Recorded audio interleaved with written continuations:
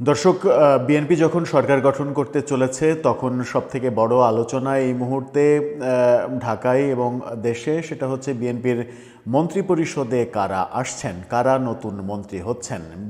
বেশ কিছু গুরুত্বপূর্ণ মন্ত্রণালয় যেমন স্বরাষ্ট্র, পররাষ্ট্র, অর্থ, ক্রীড়া মন্ত্রণালয়ে এই মুহূর্তে অনেক বেশি গুরুত্বপূর্ণ হয়ে পড়েছে। মুক্তিযুদ্ধ মন্ত্রণালয়ে কে আসছেন, এই আলোচনাগুলো চতুর্দিক থেকে উঠেছে এবং সাথে এই আলোচনাও উঠেছে কে হতে চলেছেন বাংলাদেশের পরবর্তী রাষ্ট্রপতি। রাষ্ট্রপতি সম্ভবত বিএনপি কনফার্ম করে ফেলেছে কে হচ্ছেন বাংলাদেশের পরবর্তী রাষ্ট্রপতি এবং তিনি যে মির্জা ফখরুল ইসলাম আলমগীর সেটা মোটামুটি নিশ্চিত।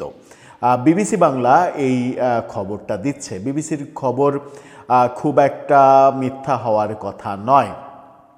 সব কিছু ঠিকঠাক থাকলে বিএনপির মহাসচিবের পদ থেকে পদত্যাগ করে পরবর্তী রাষ্ট্রপতি হতে চলেছেন মির্জা ফখরুল ইসলাম আলমগীর।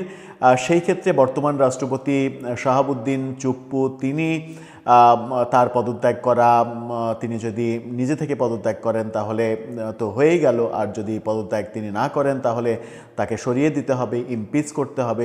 এই ব্যাপারগুলো সংসদ গঠন হওয়ার পরপরই হয়তো হবে, সেটা মোটামুটি নিশ্চিত। সাথে চমক হিসেবে মন্ত্রিপরিষদে কারা আসছেন সেই আলোচনাও করেছে বিবিসি বাংলা। চলুন তারা যে খবরটা দিচ্ছে সেই খবর নিয়ে আলোচনা করে বোঝার চেষ্টা করি রাষ্ট্রপতির পাশাপাশি বিএনপির মন্ত্রিপরিষদে কারা আসছেন।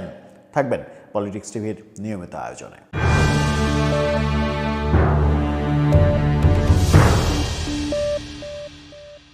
দর্শক, বলছিলাম বিএনপির মন্ত্রিপরিষদে যেমন চমক রয়েছে তেমনি রাষ্ট্রপতি পদে তারা বর্তমান মহাসচিব মির্জা ফখরুল ইসলাম আলমগীরকেই বেছে নিচ্ছে বলে বলছে বিবিসি। তারা তাদের শিরোনামটা করেছে, বিভিন্ন পত্রিকার সোর্স দিয়ে এই নিউজটা তারা করেছে। তারা বলছে বিএনপির নয়া মন্ত্রিসভায় পুরাতনের পাশাপাশি থাকছে নতুন মুখ। সেখানে তারা বলছে এই খবরে যেটা বলা হয়েছে, নির্বাচনে সংখ্যাগরিষ্ঠতা পাওয়ার পর বিএনপি তাদের মন্ত্রিসভার আকার প্রায় চূড়ান্ত করে ফেলেছে। তাতে অভিজ্ঞ ও তরুণ নির্বাচিতদের পাশাপাশি টেকনোক্র্যাট কোটাতেও যুক্ত হচ্ছেন কেউ কেউ। এর মধ্যে 2001 থেকে 2006 মেয়াদের মন্ত্রিপরিষদের দায়িত্বে থাকা কয়েকজনকে এবারও অন্তর্ভুক্ত করার কথা বিবেচনা করছে বিএনপি। মির্জা ফখরুল ইসলাম আলমগীর রাষ্ট্রপতির জন্য তাকে বিবেচনা করা হচ্ছে, এই কথা বিবিসির খবরে একেবারে নিশ্চিত করেই বলা হচ্ছে। স্পিকার হিসেবে আসছেন ডক্টর আব্দুল মঈন খান, নরসিংদী থেকে বিজয়ী এবং এনসিপির বেশ শোরগোল তোলা প্রার্থী সরোয়ার তুষার যে আসনে নির্বাচন করেছেন সেই আসনের এই হেভিওয়েট প্রার্থী বিএনপির সাবেক মন্ত্রী, পরিকল্পনা মন্ত্রী ডক্টর আব্দুল মঈন খান, তিনি সংসদের নতুন স্পিকার হচ্ছেন এমন তথ্য দেয়া হচ্ছে। মির্জা আব্বাস হচ্ছেন যোগাযোগ মন্ত্রণালয়ের মন্ত্রী, এমন সম্ভাবনাই বেশি। বিএনপির পরবর্তী মহাসচিব হিসেবে আসছেন সালাউদ্দিন আহমেদ, এটা মোটামুটি নিশ্চিত। এবং যদি মির্জা ফখরুল ইসলাম আলমগীর রাষ্ট্রপতি হয়ে যান তাহলে বিএনপির নির্বাহী পরিষদের একটা মিটিং করে ঘোষণা দিয়েই হয়তো সালাউদ্দিন আহমেদকে দলের মহাসচিব হিসেবে ঘোষণা করা হতে পারে এবং সেই সালাউদ্দিন আহমেদের হাতেই তুলে দেয়া হচ্ছে স্থানীয় সরকার মন্ত্রণালয়ের দায়িত্ব, তেমনটাই এখানে বলা হচ্ছে। আমির খসরু মাহমুদ চৌধুরী পেতে পারেন বাণিজ্য মন্ত্রণালয়। এছাড়া সাবেক শিক্ষা প্রতিমন্ত্রী আনম এহসানুল হক মিলন, তাকে এবার পুরমন্ত্রীর দায়িত্ব দেয়া হতে পারে শিক্ষা মন্ত্রণালয়ের। অর্থাৎ শিক্ষা মন্ত্রণালয়ে সাবেক অভিজ্ঞকেই বেছে নিচ্ছে বিএনপি। গয়েশ্বরচন্দ্র রায় ও ইকবাল হাসান মাহমুদ টুকুকেও মন্ত্রিসভায় অন্তর্ভুক্তের বিষয়টা বিবেচনাধীন রয়েছে। এছাড়া পরবর্তী প্রধানমন্ত্রীর রাজনৈতিক উপদেষ্টা হিসেবে স্থায়ী কমিটি এবং নির্বাচন পরিচালনা কমিটির যিনি প্রধান নজরুল ইসলাম খান, তার নাম বিবেচনায় রয়েছে। প্রধানমন্ত্রীর রাজনৈতিক উপদেষ্টা হিসেবে নজরুল ইসলাম খান থাকছেন, এই আভাস দিচ্ছে বিবিসি। নতুন মন্ত্রিসভায় নয়া মুখ হিসেবে আসছেন তথ্য ও সম্প্রচার মন্ত্রণালয়ে বিএনপির পোড় খাওয়া নেতা বর্তমানে যিনি হাসপাতালে রয়েছেন, নির্বাচনের সময় তিনি হাসপাতালে ছিলেন, রুহুল কবির রিজভী। রুহুল কবির রিজভীকে তথ্য সম্প্রচার মন্ত্রণালয়ে দেয়া হচ্ছে, এরকম খবর দিচ্ছে।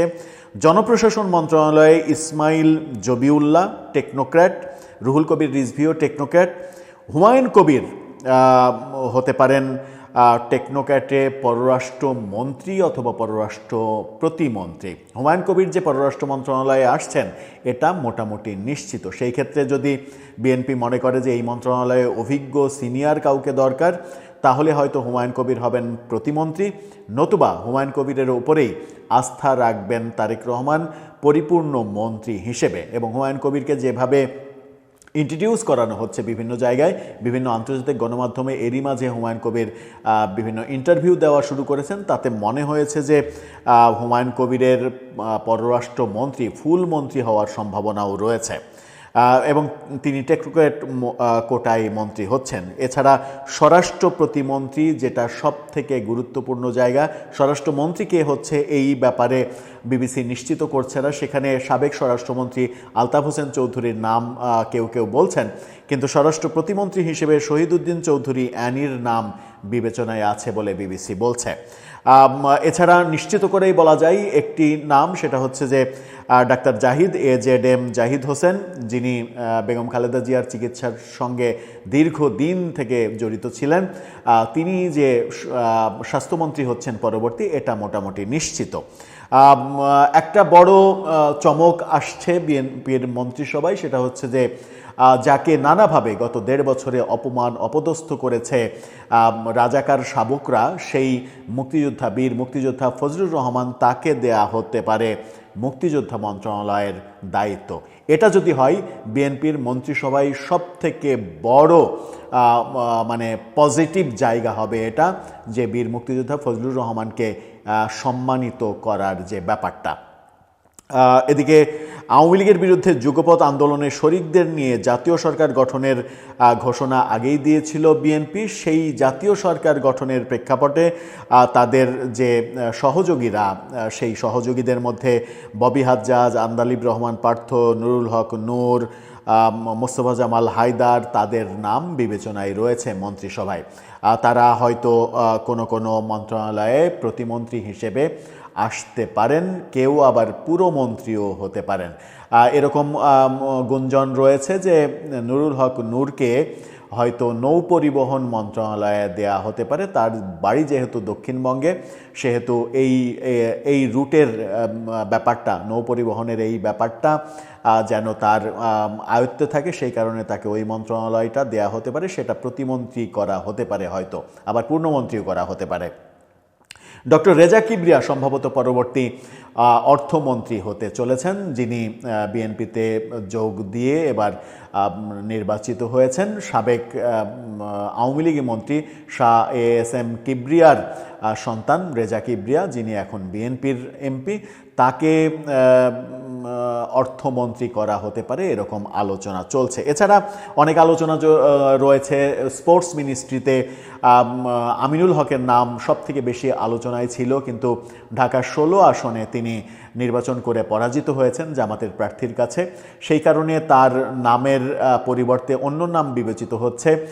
সাবেক বাংলাদেশ ক্রিকেট বোর্ডের প্রেসিডেন্ট আলী আসগর লবি, তিনি যে মন্ত্রী হচ্ছেন, এটা মোটামুটি আমি ব্যক্তিগতভাবে, মানে বিবিসি না বললেও আমি ব্যক্তিগতভাবে মোটামুটি নিশ্চিত এই কারণ তিনি পরাজিত করেছেন জামাতের সেক্রেটারিকে। যিনি পরাজিত করেছেন তাকে মন্ত্রিসভায় নেওয়া হবে না, এটা বোধহয় হওয়ার কোনো চান্স নেই।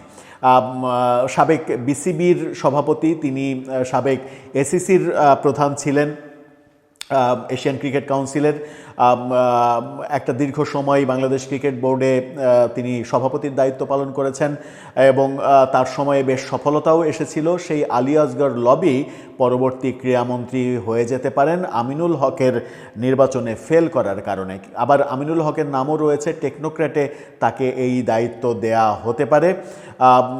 আবার এমন চমকও আসতে পারে যে আলী আসগর লবিকে আবারও বিসিবি সভাপতি করা হলো, তার আগের জায়গায় তাকে ফিরিয়ে দেওয়া হলো। বাংলাদেশের বাস্তবতায় ক্রীড়ামন্ত্রীর চাইতে বিসিবি সভাপতি এই জায়গাটা অনেক বেশি আকর্ষণীয় জায়গা, সেই ক্ষেত্রে আলী আসগর লবিকে হয়তো ওই জায়গাতেও দেওয়া আছে। যদিও ইশরাক হোসেনের নামও আলোচনায় রয়েছে ক্রীড়া মন্ত্রণালয়ে, কিন্তু আমার মনে হয় না যে আমিনুল হক কিংবা আলী আসগর লবির বাইরে অন্য কেউ এই মন্ত্রণালয় পাবেন। সংস্কৃতি মন্ত্রণালয়ে কে আসছেন, সংস্কৃতি ক্ষেত্রে মানে সংস্কৃতি অঙ্গনের কোনো মানে মুখ আসছে কি না, যদিও এবারের নির্বাচনে আমরা দেখেছি যে কোনো সাংস্কৃতিক ফিগার নির্বাচনে অংশগ্রহণ করেনি, সেই ক্ষেত্রে এই মন্ত্রণালয়েও মানে টেকনোক্র্যাট কোটায় কাউকে মন্ত্রী করা হবে কিনা সেটা একটা বড় আলোচনা। এবং সাংস্কৃতিক কর্মীদের অনেক দিনের চাওয়া যে সাংস্কৃতিক জায়গায়, সংস্কৃতির জায়গায়, সংস্কৃতি মন্ত্রণালয়ের জায়গায় সত্যিকারের সংস্কৃতি বান্ধব মন্ত্রী আমরা বোধহয় কোনো কালেই পাইনি। হ্যাঁ, আওয়ামী লীগের সময় আসাদুজ্জামান নূর দায়িত্ব পেয়েছিলেন সংস্কৃতি মন্ত্রণালয়ের, কিন্তু তার কাছে যে প্রত্যাশা ছিল সাংস্কৃতিক কর্মীদের, সংস্কৃতি অঙ্গনের যে প্রত্যাশা ছিল, সেই প্রত্যাশা তিনি পূরণ করতে তো পারেনই। যে জায়গা থেকে তিনি নির্বাচিত হয়েছেন, যে নীলফামারী, সেই নীলফামারীতে এমন অবস্থা যে এবারের নির্বাচনে নীলফামারীর সব আসন থেকেই জামাতের প্রার্থী বিপুল পরাক্রমে বিজয়ী হয়েছেন। তাহলে আসাদুজ্জামান নূর এত বড় একজন সাংস্কৃতিক ব্যক্তিত্ব, তিনি যিনি মন্ত্রীও ছিলেন সংস্কৃতি মন্ত্রণালয়ে, তিনি তার এলাকার, তার জেলার সংস্কৃতির কি পরিবর্তন করেছেন, এই প্রশ্ন নির্বাচনের পরে উঠেছে। দর্শক, আমরা কি আগাম অভিনন্দন জানাতে পারি মির্জা ফখরুল ইসলাম আলমগীরকে? তিনিই কি হচ্ছেন পরবর্তী রাষ্ট্রপতি? বিবিসির এই ভাষ্য যদি সত্য হয়, আপনার মতামত জানিয়ে লিখতে পারেন আমাদের কমেন্ট বক্সে।